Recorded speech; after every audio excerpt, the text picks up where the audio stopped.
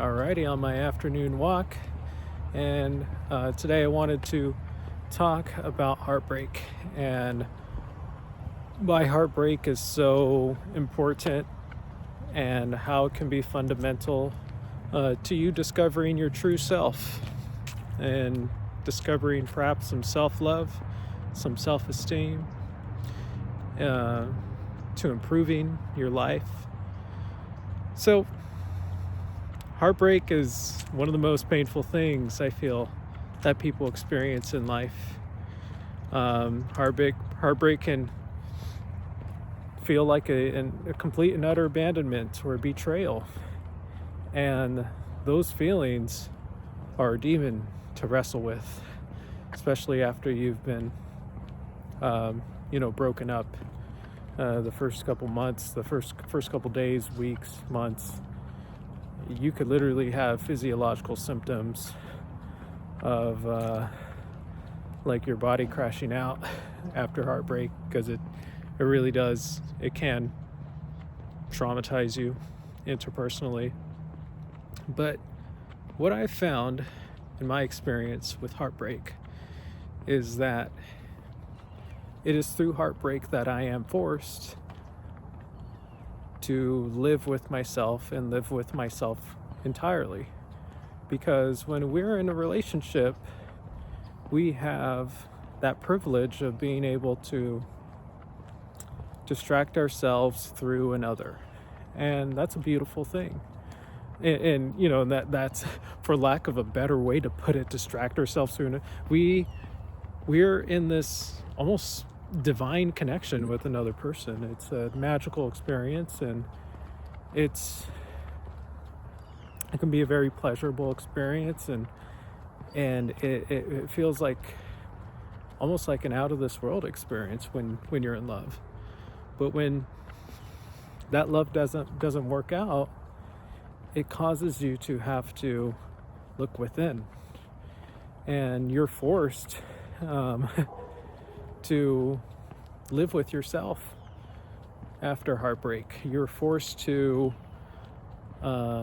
become comfortable in and of your own existence, with nobody else helping you, with nobody else holding your hand or guiding you. And this is why I feel heartbreak is so important, because it's during this time that we can build a genuine connection with ourselves. It's when we can learn who we truly are, just in and of ourselves, just in and of our own existence. We start to know ourselves and our world and how to navigate that world independently. We know how we react to things. We know what the way that our nature is, our psychological nature, emotional nature.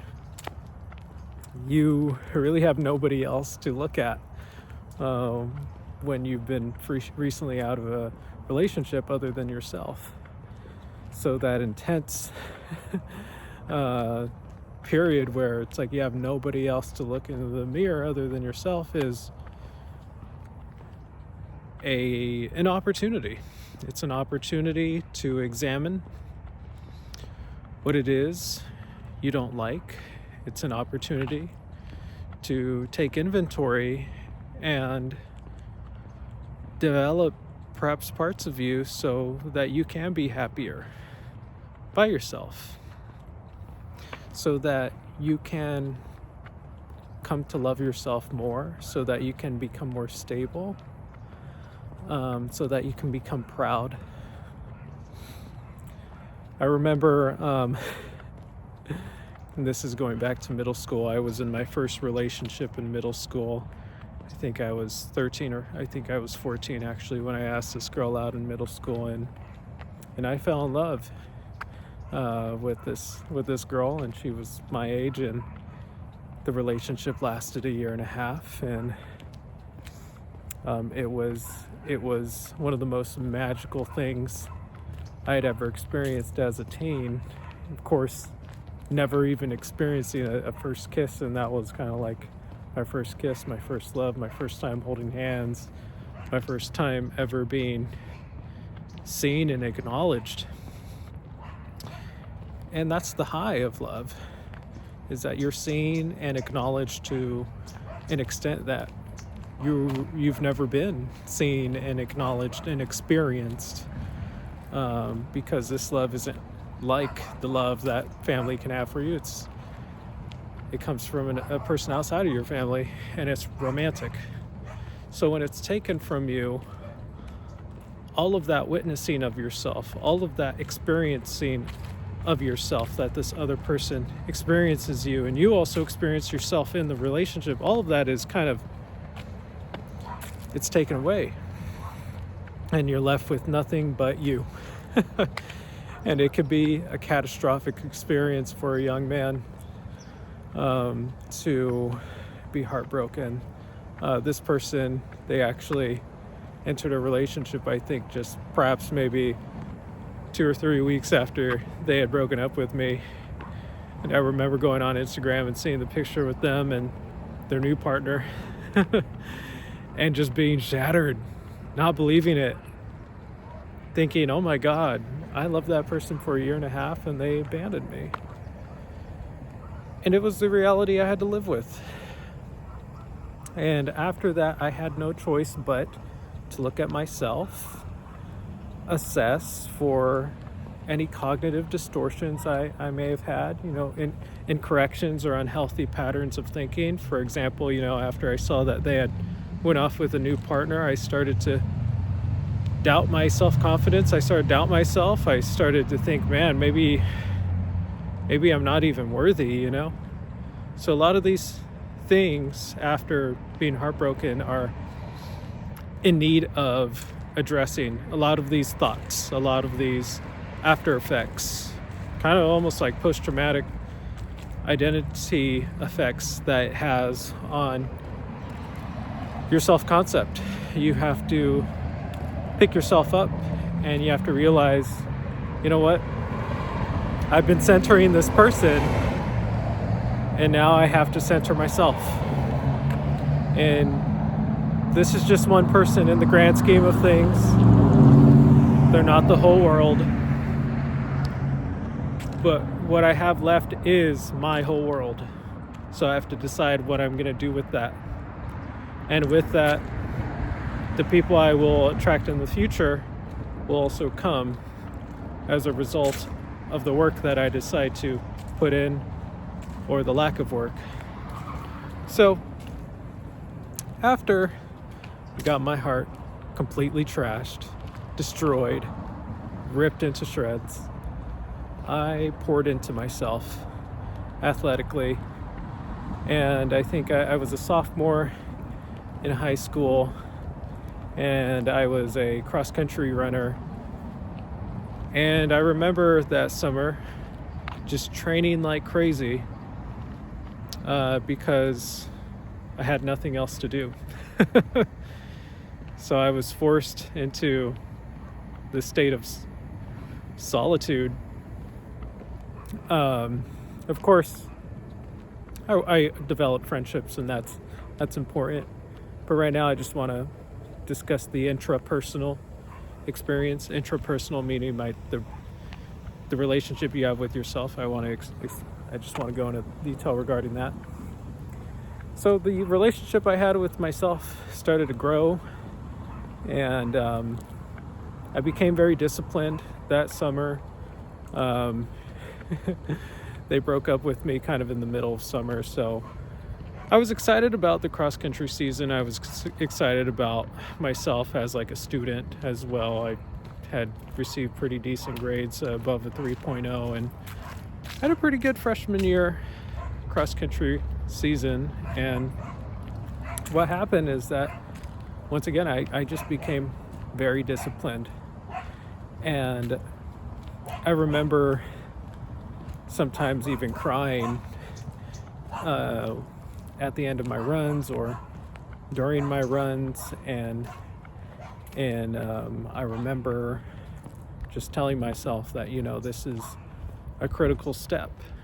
And I think it was through that I developed an emotional resilience, and a capacity to deal with very, very hard emotional experiences. And I'm very grateful for that. And what happened during that semester in high school is that I started winning races kind of left and right. The first race that I ran at the age of 15, I won. The second race that I ran, I won. I was just winning all these races. I won like 3 or 4 races in a row. And these are races with over 100 people. And it was through that experience that I learned, you know what? Heartbroken John back in the summertime probably did not see this coming. He probably didn't know the value of pouring into himself and staying concentrated on himself. And now he's seeing the power of committing to oneself, committing to taking care of oneself, even though he feels abandoned. I learned the power of self-commitment, self-reliance, emotional independence. And not only that, I was getting noticed by other girls and other people, and I was excited for myself ultimately. I had found this newfound confidence that I had never experienced in my life. And I attributed a lot of it because of the heartbreak pushing me into this uncomfortable zone and me committing to making the absolute best of that negative energy and turning it into something transformative for me. And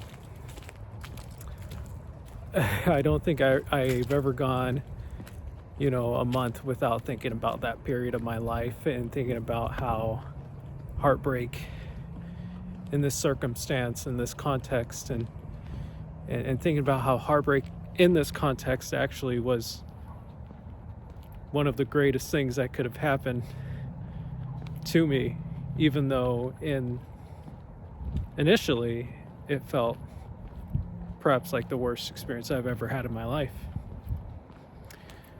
So just went on to be very successful in high school, and just also getting to know other people, other girls, and it's one of those things where when we're in the heat of heartbreak, it feels like there's no escape, and time and effort is what it takes, and acceptance and grief, lots of grief. Like I said, I was crying, I was sad, I allowed myself to be broken so that I can fix myself back up again. I tried my best not to repress or suppress emotions, and I would just feel them.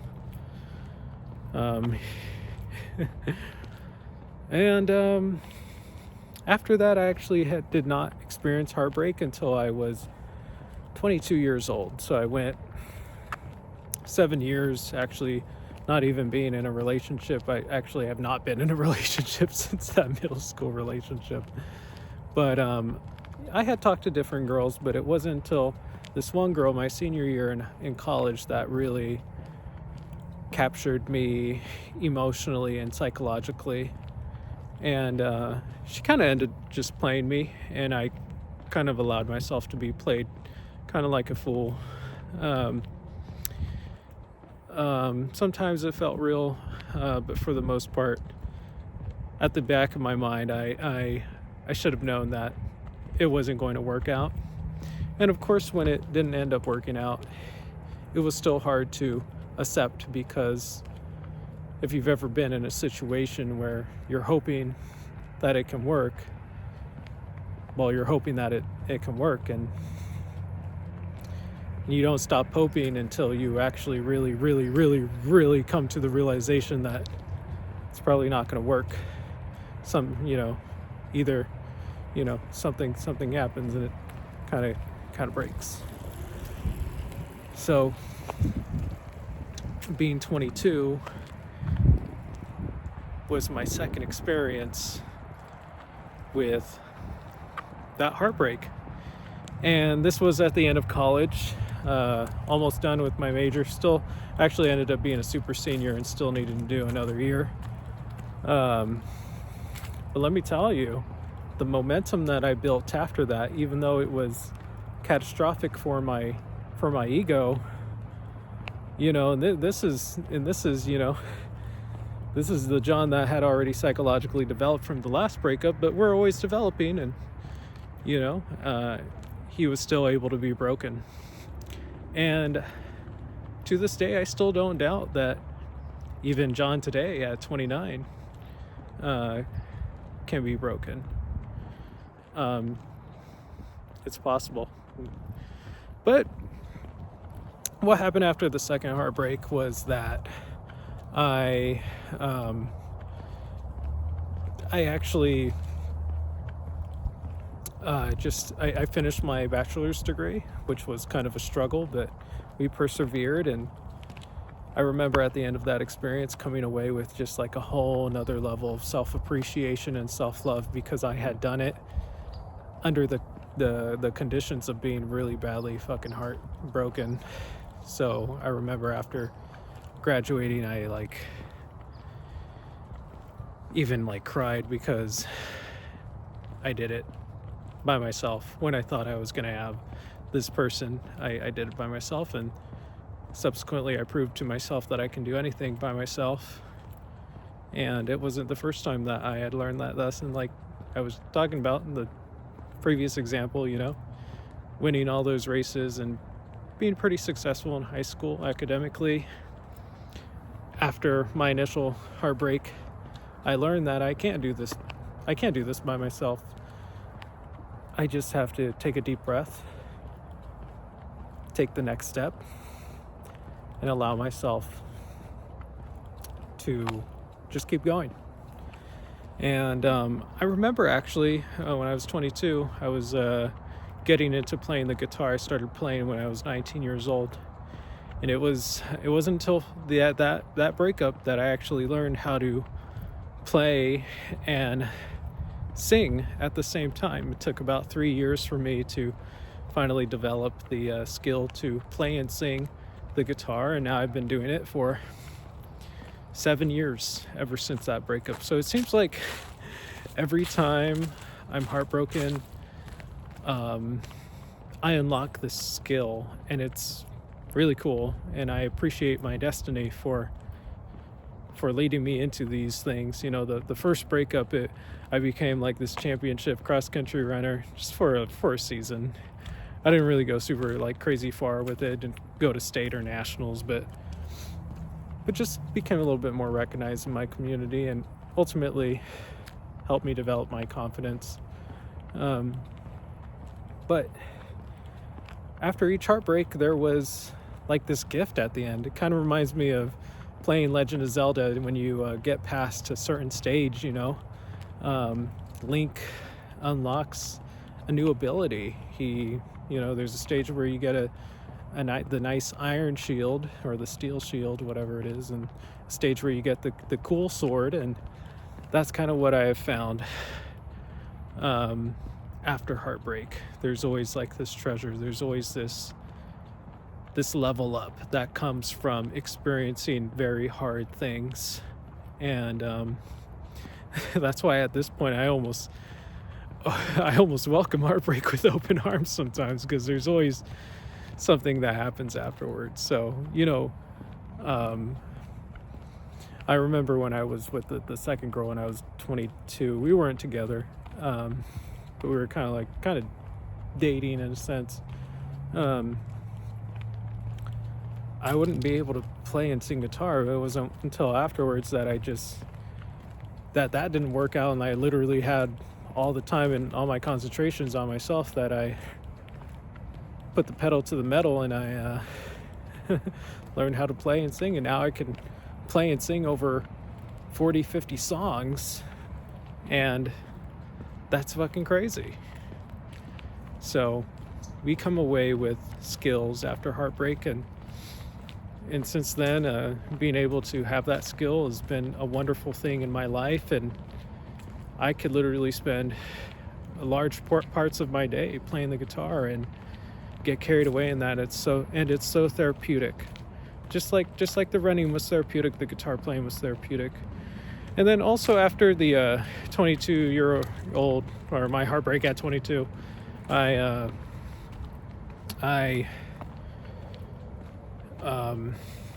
actually developed my career and actually spent a lot of time saving money to get into a master's program. And I saved all that money and I did the master's program. It was 2 years. I did it all single, not dating anyone. I literally can't attribute those successes to anybody but myself. So it feels good to be like self-made. I never had a partner. So even when a young lady crosses my path in the future, she's gonna know that, man, I did it all by myself. Or ultimately, I'm gonna know that I did it all by myself and I'm capable of doing anything by myself. And I don't, the lady won't be able to she won't be able to take ownership over my successes. And there's something nice about that. But yeah, the first heartbreak was the skill of running and just doing well and academically and socially. The second heartbreak was the skill of guitar playing and singing and advancing my career and finishing my bachelor's and saving money and working very hard. I remember I would work 7 days a week, actually, in 2021. Second heartbreak happened in 2019. I remember working all day, like starting the middle of 2020, working all day, every single day. There was like a 6-month period I worked every single day, 8 to 10 hours every single day. And I didn't mind it. It was actually kind of a nice time in my life. It was a grounding time in my life. Once again, I developed self-esteem. I developed self-respect because I was out here fucking getting it. And nobody was sending me cute little kissy messages or nothing. And I love that for me. So, heartbreak overall has pushed me. And I would remember the heartbreaks as I would be on my grind back in 2020 and 2021, 2022, 2023, even finishing my master's. I remember the pain, and it would push me to just keep going. I think we all have that little fantasy. It's like, oh, they'll see me when I'm successful. I've tried my best not to fall into that that fantasy, because I don't think that's healthy. But sometimes a little bit of that can actually help push you. They'll see me. And actually, in between these two, kind of what I consider the two magnitude 9 earthquakes in my life, there was smaller little situations that didn't work that actually did help me in terms of motivation and help me push. Kind of the same thing, it's like, oh, it didn't work. You know what? I'm just going to keep working on myself, going to keep loving myself. And one day someone will love that. So that's the journey we're on today. And I am incredibly grateful for heartbreak, even though most people fear it. Many people try their best to avoid it. People run away from it. People don't address things in their relationships so that they can avoid the pain. But let me tell you, that pain might be the only thing that can take you to the next level. I've seen people in my life who did not take extreme measures into their life until they were heartbroken. And heartbreak was fundamental for them to become healthier. And just like me, it's been fundamental for me to become better and healthier psychologically, physically. So I'm very grateful for that. I'm very grateful for heartbreak. So cheers to heartbreak. cheers to being rejected. Cheers to not being liked as much as you like the other person. And may this sense of rejection help you foster a greater connection with yourself and motivate you to push yourself to new limits and find yourself and respect yourself, because that's what it's all about in this world, finding yourself. Like I said, when you're by yourself all the time, you've got really no other choice but to tune entirely into your wants, needs, desires, how you want your life to turn out, how you want to feel on a daily basis. When there's nobody but you, it's like a clear sketchboard. So make with that what you will. Take it and run. Have a good time with it. And yeah, have at. Fucking kill it out there. Look at this, guys. I love myself an empty trail. I think it's the most therapeutic thing for my mind. I don't live in a fancy city or anything, but I'm very grateful for even the small things that my city has. And sometimes being grateful even for things that aren't fucking astounding out of this world is actually really healthy for you. And so yeah, very grateful for this afternoon. Another afternoon by myself, developing myself, working on my health. Got my poppy sweatshirt on, feeling good. Reflecting on this year, guys. It's been a massive fucking year, and we are getting close to 2026. I'm getting closer to 30. I cannot believe I'm 29. I'm gonna make a whole nother video on this. I can't believe I'm 29. Being 29 is cool because you are at this crossroads. I feel like the end of your 20s, which I feel is one of the most significant parts of a human being's life, their 20s. The transition from adolescence to adulthood. So it's nice being at the crossroads of, my 20s and my adulthood, and I just feel amazing being here. I feel like I have so much more power and control as opposed to previous years, and that I'm finally building everything that I ever wanted to. And all the prior journeys have all accumulated to get me to this point where I am now. And I'm maturing mentally, working on myself, working on my self-love, and there's nothing greater than that. And we have the vast majority of our life ahead of us. It is crazy, so we've got to plan according to that. So with that, I will let y'all go now. I hope y'all have a wonderful Saturday. All right, peace and love.